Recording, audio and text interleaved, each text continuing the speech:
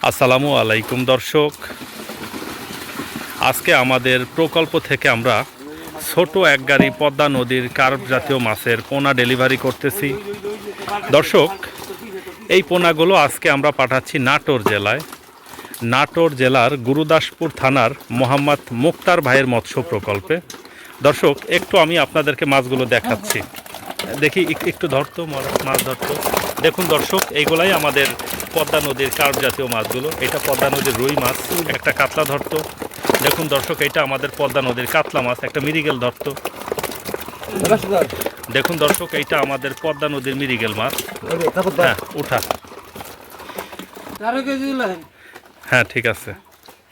দর্শক, আজকে যে মাছগুলো আমরা ডেলিভারি করতেছি, গত 1.5 মাস আগে আমরা এই মাছগুলোর জন্য বুকিং নিয়েছিলাম। আমাদের বড় মাছের হারভেস্ট চলতেছিল, এই জন্য আমরা অনেক দিন ডেলিভারি করতে পারি নাই। তো বড় মাছের বাজারজাত শেষ হওয়ার পরে গত 2-3 দিন থেকে আমরা আবার পোনার ডেলিভারি শুরু করেছি। তো আল্লাহ পাকের অশেষ মেহেরবানিতে আমি একটু আপনাদেরকে মাছগুলো দেখাই। দাঁড়া, একটু পরে দাঁড়া। দেখুন দর্শক, এই মাছগুলো যাকে পাঠাচ্ছি উনি আমার খুব কাছের একজন ভাই, অত্যন্ত ভালো মানুষ। একটা মাছ ধর, তোমার একটা রুই উঠাতো। নদীর মাছ প্রচুর চালু থাকে।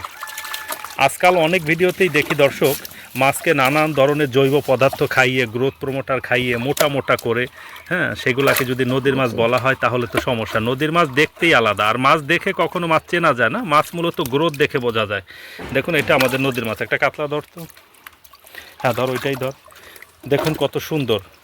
দর্শক, আমরা যেদিন আমাদের পোনা ডেলিভারি করি তার 1 সপ্তাহ আগে থেকে আমরা মাছের খাবার টোটালি বন্ধ করে দিই, ঢাল। ফলে যেটা হয়, মাছের স্বাস্থ্যটা একটু কমে যায়। তারপরেও মাছ কিন্তু অনেক শক্ত হয়ে যায়, এবং সারা বাংলাদেশের দূর দূরান্তেও যদি মাছগুলোকে পাঠানো হয়, একটা মাছও নষ্ট হয় না, মারা যায় না। আমরা মাছের অনেক উচ্চ মূল্য নিয়ে তারপরে মাছগুলোকে ডেলিভারি করি।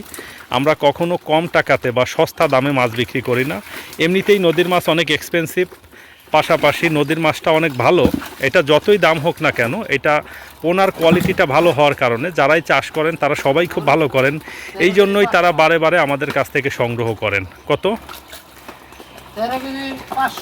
হ্যাঁ হ্যাঁ, ঠিক আছে, উঠা কাকা, ঢালো তো। দর্শক, যখন আমাদের সিজন শুরু হয় মোটামুটি 10,000 লাইন থেকেই আমরা আমাদের পোনাগুলোকে বিক্রি শুরু করি। যখন 1 কেজি মাছে 10,000 মাছ হয় তখন থেকে বিক্রি করি, 5,000 হলে তখন বিক্রি করি, 3,000 হলে তখন বিক্রি করি। মোটামুটিভাবে 100 লাইন অবধি আমরা ছোটো পোনা বিক্রি করি, এবং 100 লাইনের পরে যখন 50টা লাইনে চলে আসে তখন আবার অন্য প্রাইজে বিক্রি করি, এবং যখন 25টা 30টাতে কেজি চলে আসে তখন আবার অন্য দামে বিক্রি করি। 20টা হলে অন্য দামে বিক্রি করি, আবার যখন 10টা 15টাতে চলে আসে তখন আবার অন্য দামে বিক্রি করি। কত? 15 কেজি 200। এবং যখন 4টা 5টাতে চলে আসে তখন আবার অন্য দামে বিক্রি করি। তো দর্শক, এখন আর আমাদের কাছে ছোট সাইজের কোনো পোনা পাবেন না। এখন আমরা আপাতত একটু বড় সাইজের মাছের জন্য বুকিং নিচ্ছি। এখন মোটামুটি 2টা 3টা 4টা 5টা এইরকম সাইজের মাছ আপনারা আমাদের কাছে পাবেন, এবং এখন যদি বুকিং করে রাখেন মোটামুটি 1 মাস পরে পাবেন। আগামী 1 মাসের ভেতরে দেওয়ার কোনো সিস্টেম নাই। মোটামুটি 1 থেকে 1.5 মাসের বুকিং অলরেডি আমাদের নেওয়া আছে, আলহামদুলিল্লাহ। এবং আগামী বছরের ছোট পোনা 5,000, 10,000, 3,000 বা 1,000 লাইনের ছোটো পোনা যদি আপনারা কেউ নিতে চান সেইটাও আমাদের কাছ থেকে নিতে পারবেন। তো দর্শক এবং সম্মানিত চাষি ভাইয়েরা, আপনারা যারা মাছ চাষের সাথে সম্পৃক্ত আছেন আপনারা জানেন যে মাছের চাষ এমন একটা কাজ, মাছের পোনাটা যদি ভালো না হয় কখনও মাছ চাষ করে ভালো করা যায় না। দেখেন, সাধারণত অনেক চাষি ভাইকে দেখবেন তারা একটা মুরগির বাচ্চা, ধরেন পোলট্রি মুরগির বাচ্চা কিনতে চায় 50 টাকা দিয়ে, কিন্তু যখন একটা কার্প জাতীয় মাছের পোনা তারা ক্রয় করে তারা 25 পয়সা 30 পয়সা বা 2 টাকা দিয়ে কিনতে চায়। এইটাই মূলত একটা সমস্যার কারণ, এবং এই কারণেই হয় কি যে অনেক চাষি ভাই চাষ করে ভালো করতে পারে না। দেখেন, যাকে নিয়ে কাজ করতেছি সে যদি ভালো জাতের না হয় কখনোই আসলে চাষ করে ভালো করা সম্ভব না। কতটুকু হয়েছে মারা? 14 কেজি। হ্যাঁ, ওঠাই ফেল।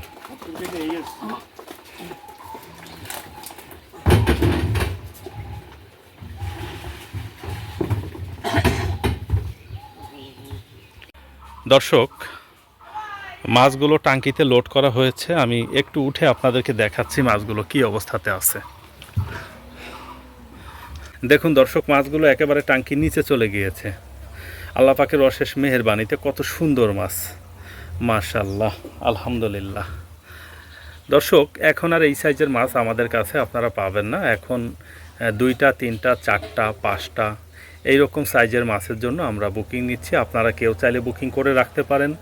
এখন থেকে মোটামুটি 1 থেকে 1.5 মাস পরে ডেলিভারি পাবেন। আগামী 1 থেকে 1.5 মাসের ডেলিভারির জন্য বুকিং অলরেডি আমাদের নেওয়া আছে আলহামদুলিল্লাহ। এই জন্য আগামী 1 মাস বা 1.5 মাসের ভিতরে আমরা আর দিতে পারবো না। দর্শক, আপনারা যারা নিয়মিত আমাদের ভিডিও দেখেন আপনারা অবগত আছেন, আমরা আমাদের কার্প মিশ্র মাছ চাষ ব্যবস্থাপনার পাশাপাশি এই নদীর পোনা নিয়ে খুব অল্প পরিসরে কাজ করি। এইটা মূলত আমাদের একটা সাইড বিজনেস। এইটাই আসলে আমাদের মেইন বিজনেস না, এটা আমরা টেম্পোরারি করি। এই নদীর মাছ নিয়ে আমি মোটামুটি 15 বছর যাবৎ কাজ করতেছি। আর এই পোনাগুলো সারা বাংলাদেশে আমি ছড়িয়ে দিচ্ছি গত 2 বছর যাবৎ।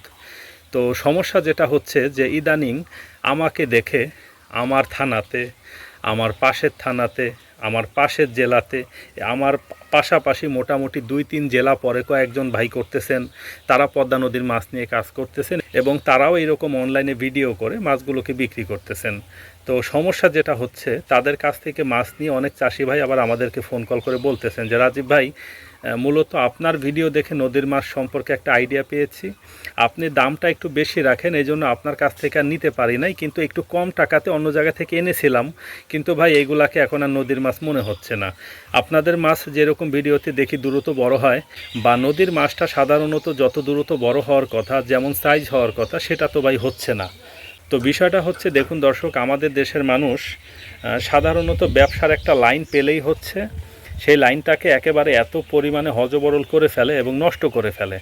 দেখুন ইদানিং অনেক চাষি ভাই আছেন যারা বিভিন্ন জায়গা থেকে নদীর পোনা সংগ্রহ করে আমাকে ফোন কল করে বলেছেন তারা নদীর পোনা এবং হ্যাচারির পোনা মিক্সিং করে বিক্রি করে, এমন জায়গা থেকে তারা পোনা নিয়ে গিয়েছেন।